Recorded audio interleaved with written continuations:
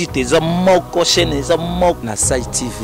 Photo et image. Cordon du site hier à Télémé to s'abonner. Sai TV. Ndé bokozwa ba nouvelle ya ba artiste na bino bolingo. Bokozwa ba comédie humour. Ba émission kitoko, ba émission indicative. Banda ko s'abonner na Sai TV. Oya ko abonner na Sai TV te ya. Façon na ko papolela ye akolapa. S'abonner. Sai TV. Kitindindi. Merci vraiment pour la parole. Dieu nous aime beaucoup. Tembo Nazali Kolobela na journée à l'élo, Dieu nous aime beaucoup. Et tant que nous sommes des chrétiens, beaucoup de chrétiens posent des questions. Pourquoi Dieu m'aime mais je suis en train de souffrir? Beaucoup de chrétiens posent des questions. Pourquoi Dieu m'aime mais je suis malade? Pour la na journée à l'élo, Dieu t'aime beaucoup. Nzamba lungi au bien-aimé dans le Seigneur. Dans un livre Jean 3,16, Bible car Dieu a tant aimé les mondes, il a donné son Fils unique, afin que quiconque croit à lui ne périsse pas, mais qu'il ait la vie éternelle. Après avoir Nzambe kokela mokili, atindaki mwana na moko akufa pona nga na yo. Mon frère, ezali kozela na biso na journée à l'élo pour la vie éternelle. La Bible ne nous dit pas que pour avoir la vie éternelle, il faut acheter le véhicule, non. La Bible ne nous dit pas pour avoir la vie éternelle, il faut avoir beaucoup d'argent, non. Mais la Bible nous dit, pour avoir la vie éternelle, il faut accepter Jésus-Christ de Nazareth comme Seigneur et Sauveur. C'est le temps, mon frère, d'accepter Jésus-Christ là où tu es. Jésus-Christ t'aime. Quel que soit le nom de maladie, quel que soit le nom de problème, il y a un homme qui a accepté de mourir dans la croix de Golgotha pour toi. Il est temps seulement de l'accepter dans ton cœur comme Seigneur et Sauveur. Mon frère, Jésus-Christ revient bientôt. Tant Ezali sous-souté, to comme il attend autres causé la arrivée à Jésus. Il y a deux choses. Koya et Yesu na la mort. Ezako talisabi, ezako tozanango vraiment. Autres causé la pour attendre. Mon frère, c'est le temps d'accepter. Ozako landanga na journée de l'eau. C'est le temps d'accepter Jésus-Christ comme Seigneur et Sauveur. Jésus revient bientôt. So dans un livre Apocalypse chapitre 22, 12. Bible Jésus revient bientôt et la rétribution est entre tes mains. À payer chacun selon son œuvre. Mon frère, et le connu c'est le temps d'accepter Jésus-Christ de Nazareth comme Seigneur et Sauveur. Abandonner tout ce que tu es en train de faire. Accepter Jésus-Christ de Nazareth. Quand la Bible nous dit, le salaire du péché c'est la mort, mais le don gratuit de Dieu c'est la vie éternelle. Jésus-Christ est devant toi, il est en train de frapper. Comme il a dit dans le livre d'Apocalypse, voici je me tiens à la porte et je frappe. Si quelqu'un attend ma voix et ouvre la porte, j'entrerai chez lui. Je souperai avec lui. C'est le temps d'abandonner le mal. C'est le temps d'accepter Jésus-Christ dans ton cœur comme Seigneur et Sauveur. Jésus revient bientôt. Je connais un homme dans la Bible, il s'appelle Zachée. Dans le livre de Luc, chapitre 19, verset 1. Cet homme-là, il avait beaucoup d'argent. La Bible est même riche. Mais pour Azoua Bomo Yaseko, il a crié en Jésus. Jésus-Christ est en train de passer. Il a crié. Azaki Batbande pour péché. Ezaki n'a Batbande pour péché. Pétaï n'a Batbande pour péché qui est à mon aïe souté. Mais il ne s'est pas arrêté là. Il a monté encore dans la synagogue. Pour la commona Yes, mon frère, c'est le temps. Peut-être Nangonga O. Ezelo comment que ça va péché.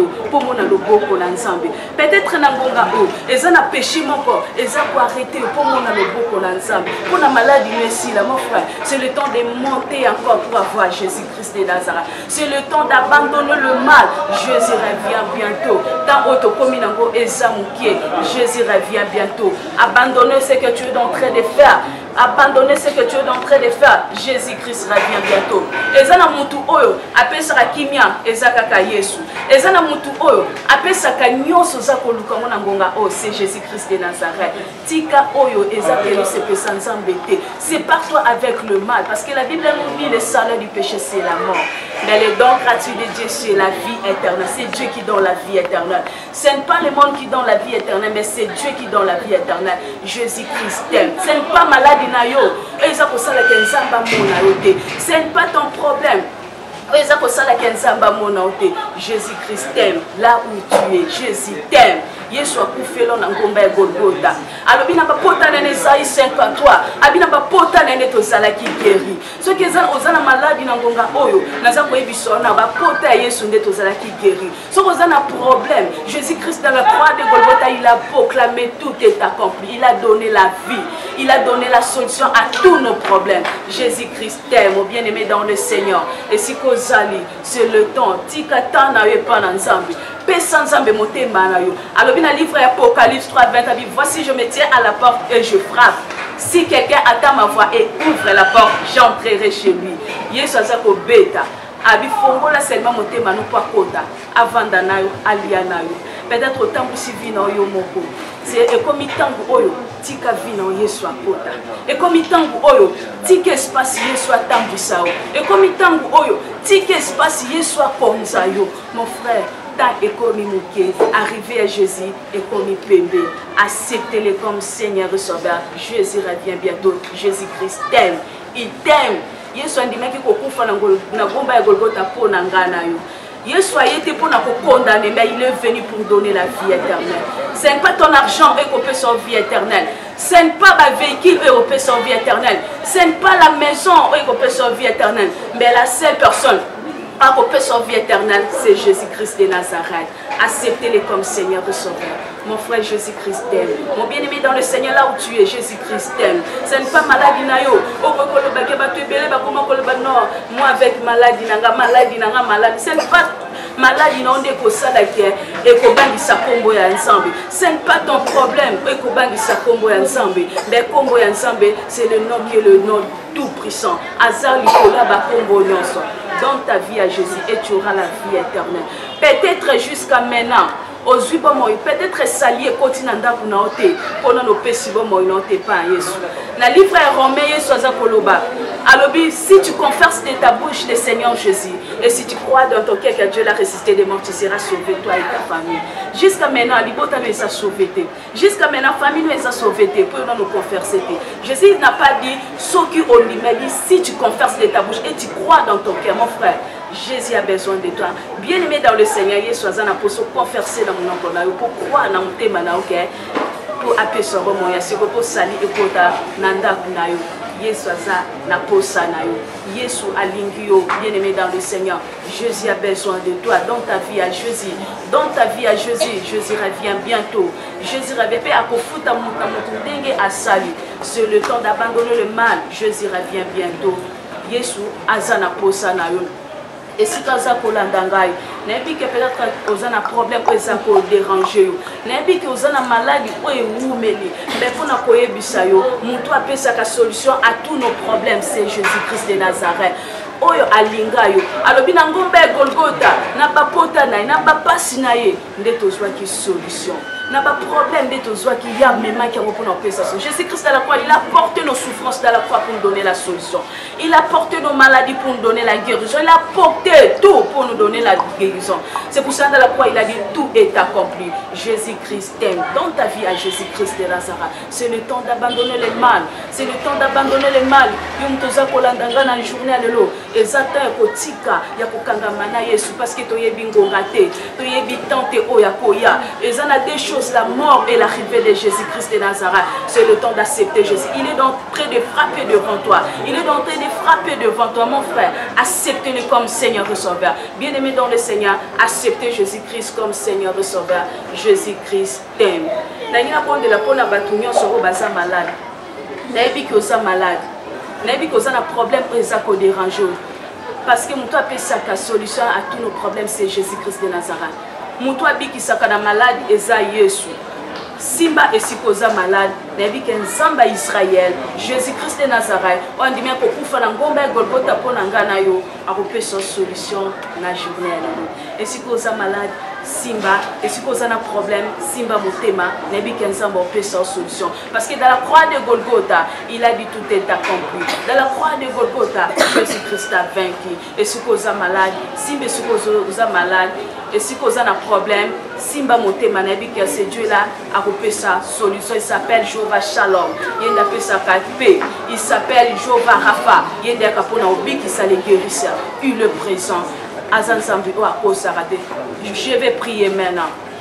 Seigneur, merci pour ça, Malam, merci pour ça, Bolingo, Emmanuel, Dieu parmi nous, Jésus-Christ de Nazareth. Zambo Sanzamboko Sakati Adonai, Osanzambe, Oyola la Kate, Jésus-Christ de Nazareth. Zanatiki va bien aimé au Balandinga la journée de l'eau entre tes mains. Le roi des rois, parce que toi t'appelles Jéhovah Rapha, t'appelles Jéhovah Shalom. Le Dieu qui donne la paix, Seigneur, c'est toi. Le Dieu qui guérit, Seigneur, c'est toi, Adonai. Tu m'avais promis, Jésus, toute chose vous demandera mon nom, je les ferai. Adonai, et nous on a journée à l'eau. N'a-pas on se basa malade, Seigneur, dans la guérison. Parce que ta parole me dit, Jésus, voici les miracles qui accompagneront ceux qui auront crié à mon nom. Ils chasseront le démon. Il posera la main devant la maladie sera guérie. Seigneur notre Dieu, paix sa guérison là-bas, on se basa malade. Paix sa solution là-bas, on se basa na problème. Parce que yobengami na Congo ya Jéhovah Shalom. Yondo paix sa kakinya. Zambe là-bas, on se basa landangai. Basa là-bas problème. Paix sa côté déranger bango, ça va trouver solution parce que c'est toi qui es notre papa et tu as dit dans ta parole toutes choses vous demanderez à mon nom je les ferai. Jésus de Nazareth fais ça qui m'y en a ba onyo subazana ba problème na ngonga oyo par le nom de notre Seigneur Jésus j'ai ainsi prié amen. Je m'appelle Sœur Rachel na CP là qui ko partager na ba bien-aimé na journée alléluia. Ce qui a un problème, n'est pas ensemble peut sur solution. Ce qui a malade, n'est pas ensemble peut sur guérison. Parce que muto peut sa guérison, les abami gangate. Muto peut sa solution, na kimia, les abata mukilité. Mais la seule personne qui donne la solution, qui donne la guérison, c'est notre Jésus-Christ de Nazareth. Yenda peut sa ganganga ba koki koloba. Na loba ke loko moko, ba minganga ba traitaka selon mayele o ba pes batangela. Mais notre Dieu a traitaka selon kotangate. Mais comme il est Dieu, a traité même maladie, Oyobaminganga balobi, Ekosuka, Ekosilate, Benzambe, Ayaka pour nous payer sa solution. Il s'appelle Jéhovah Rapha. Na pesi, merci, na bien aimé au Balanzingai. Ce que na posé à Kobenga, peut-être aux un problème, tu peux m'appeler sur plus 243 81 52 74 868 plus 243 81 52 74 868. Mon Dieu vous bénisse. Aussi tes moko chaîne eza moko na site TV. Photos et images. Cordon du site hier à télé to s'abonner. Site TV. Ndé bokozwa ba nouvelle ya ba artiste na bino boyina. Bokozwa ba comédie humour. Ba émission kitoko ba émission éducative. Banda ko s'abonner na site TV. Oya ko abonner na site TV te ya. Façon na ko papolela ye akolapa. S'abonner. Site TV. Kitindindi.